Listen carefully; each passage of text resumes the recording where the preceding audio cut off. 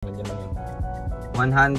90 meters at ang drop off nito guys sa may ano, Insular Life Corporate sa may Asian Drive. So tara, pick upin na natin. Time check 9:52.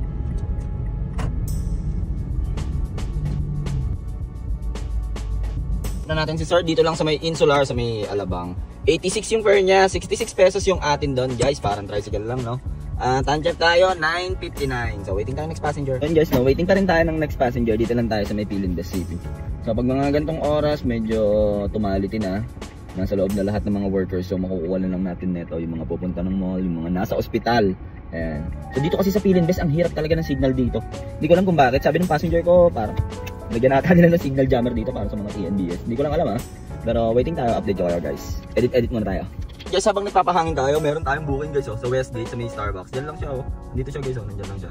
Diyan lang siya sa may likod. And then ang drop off nito guys sa ano, sa Santa Rosa, Tagaytay guys, sa may Pulo. So tara, pick upin na natin to. Time check tayo 10:90.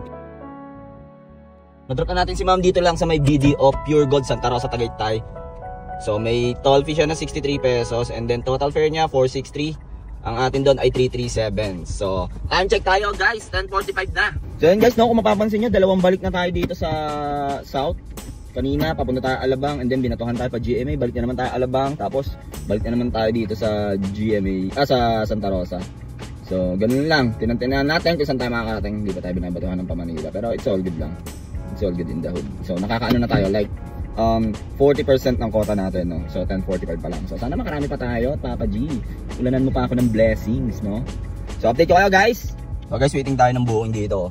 Walter Mart sa may Santa Rosa. So waiting tayo ng booking. Guys, napasukan na tayo no. Nabigyan na tayo ng booking.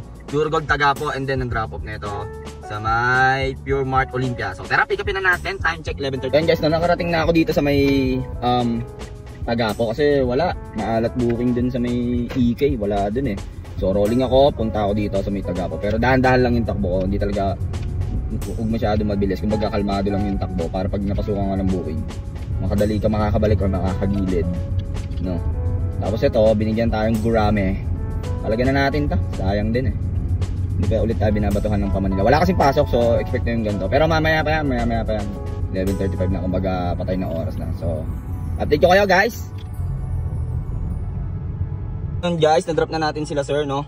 1 on yung fare nila.